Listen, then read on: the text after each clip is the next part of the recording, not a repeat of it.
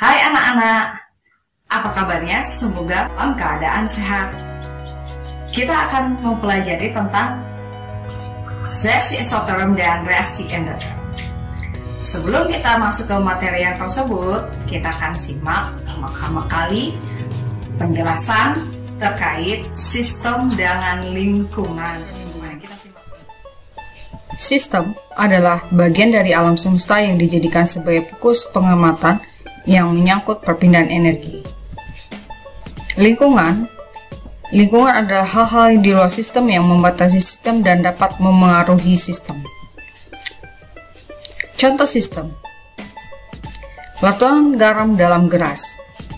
Yang menjadi sistem di sini adalah larutan garam, sedangkan lingkungannya adalah gelas dan udara. Lingkungan di sini maksudnya adalah tempat terjadinya reaksi. Sistem dibagi menjadi tiga, yaitu sistem terbuka, sistem tertutup, dan sistem terisolasi.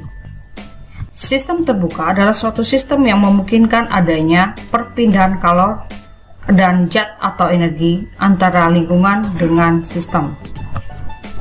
Sistem tertutup suatu sistem di mana antara sistem dan lingkungan dapat terjadi perpindahan kalor, tetapi tidak terjadi pertukaran materi. Sistem terisolasi suatu sistem di mana tidak memungkinkan terjadinya perpindahan kalor dan materi antara sistem dan lingkungan. Berikut ini adalah ilustrasi tentang perbedaan antara sistem terbuka, sistem tertutup, dan sistem terisolasi. Kita perhatikan pada sistem terbuka terjadi perpindahan kalor maupun perpindahan materi. Dalam sistem tertutup hanya terjadi perpindahan kalor.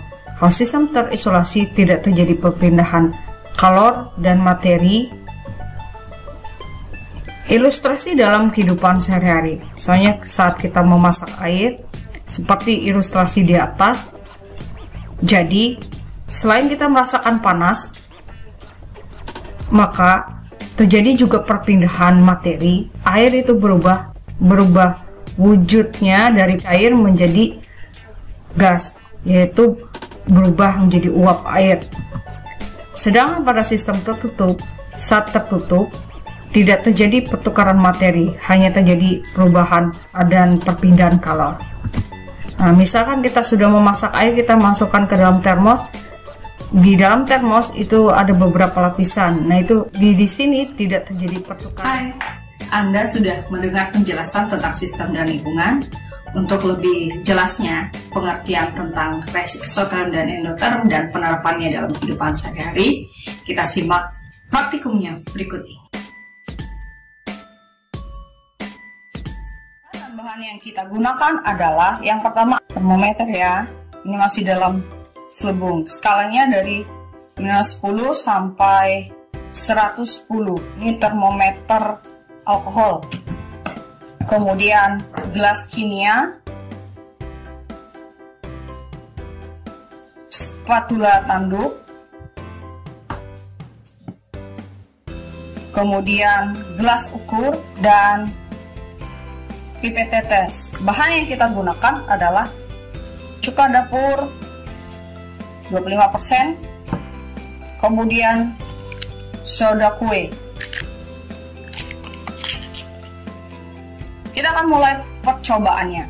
Pertama-tama kita ukur dulu volume dari, kita gunakan gelas ukur untuk mengukur. Jangan lupa gunakan pipet tetes.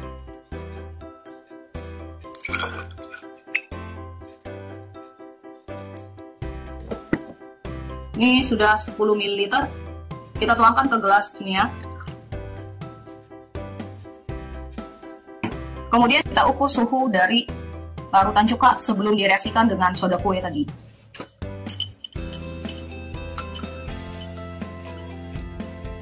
Saat ini suhunya 28 derajat Celcius. Kemudian kita tambahkan satu spatula penuh ya, karena kita tidak menggunakan timbangan. Anak-anak dapat melakukan percobaan di rumah menggunakan bahan atau alat yang berada di rumah. Jadi dalam pembelajaran daring ini bisa dimanfaatkan jika siswa melakukan percobaan di rumah. Ini lumayan aman. Satu spatula, kita lihat reaksi yang terjadi, kemudian itu kita ukur suhunya, ya. Oke.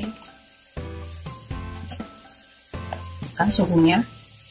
Ini masih terjadi reaksi.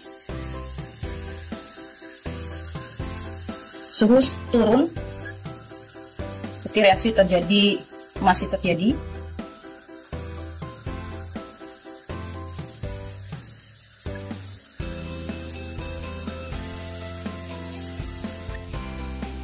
Suhu dari reaksi ini adalah 20 derajat Celcius. Nah, ini 20 derajat Celcius.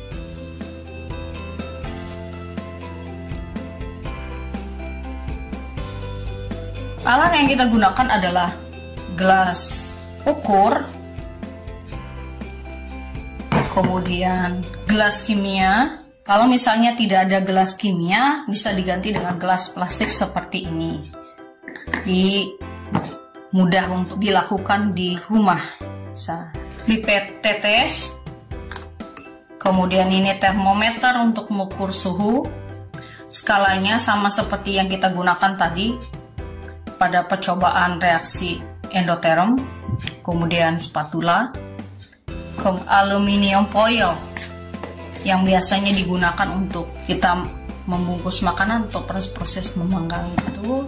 Ini sudah dipotong-potong seperti ini. Kemudian ini ada cairan pembersih pizza mengandung HCl 17%.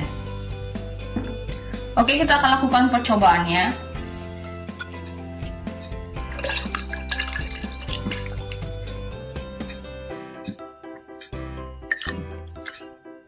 Ini sudah 20 ml, kita tuangkan ke gelas kimia.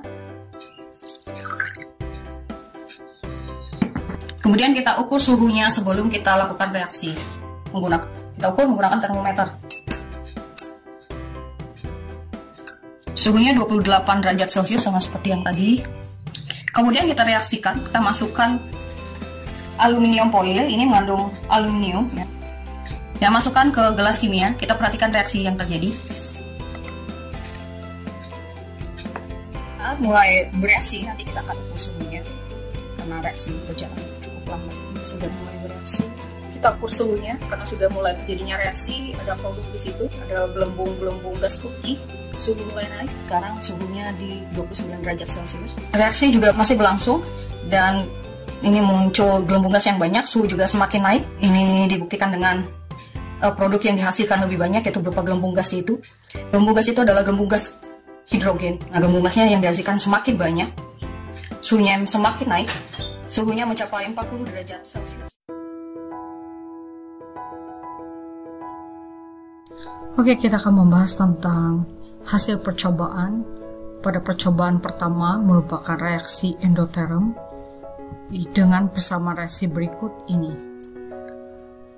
Asam asetat yang terkandung dalam cuka dapur direaksikan dengan soda kue yang mengandung natrium bikarbonat akan menghasilkan natrium asetat dan karbon dioksida serta air.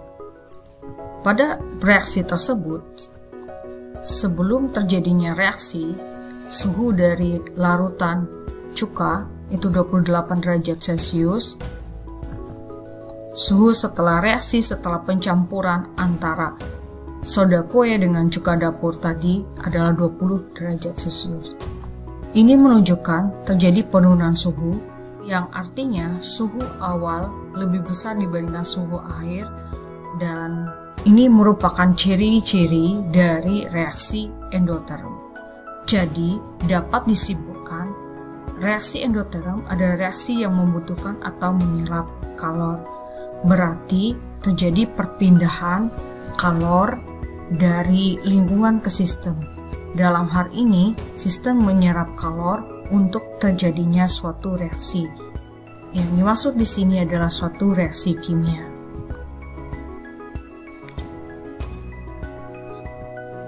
Percobaan kedua merupakan reaksi eksotherm.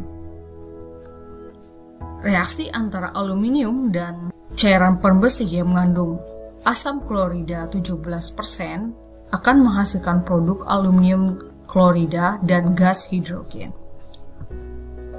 Suhu sebelum reaksi itu 28 derajat Celcius. Setelah terjadinya reaksi, terjadi peningkatan suhu sebesar 12 derajat Celcius. Hal ini membuktikan bahwa dalam reaksi ini ada pelepasan kalor. Dapat disimpulkan bahwa reaksi eksoterm reaksi yang dapat membebaskan kalor yang ditandai dengan kenaikan suhu. Artinya energi itu atau kalor itu dilepaskan ke lingkungan. Karena dalam persamaan reaksi tadi dalam keadaan terbuka, artinya di situ terjadi pertukaran materi juga yang dilepas hidrogen. Berikut ini adalah arah perpindahan kalor pada reaksi eksoterm. Pada reaksi eksoterm, kalor itu dilepaskan ke lingkungan. Delta H reaksi untuk reaksi eksoterm itu delta H-nya berharga negatif. Perubahan entalpi reaksi eksoterm dan reaksi endoterm jika digambarkan dengan diagram reaksi akan nampak seperti ini. Reaksi eksoterm menunjukkan delta H produk lebih kecil dibandingkan delta H reaktan, sehingga hasil delta H-nya berharga negatif. Kemudian untuk reaksi endoterm, delta H produknya lebih besar dibandingkan delta H reaktan. Ini membuktikan bahwa delta H-nya berharga positif. Nah, ini menunjukkan bahwa pada reaksi eksoterm terjadi perpindahan kalor, terjadi pelepasan kalor dari sistem ke lingkungan. Pada reaksi endoterm terjadi perpindahan kalor dari lingkungan ke sistem, artinya dia menyerap kalor. Anda telah menyimak penjelasan tentang reaksi eksoterm dan reaksi endoterm. Jika ada pertanyaan, anak-anak bisa menuliskan di kolom komentar.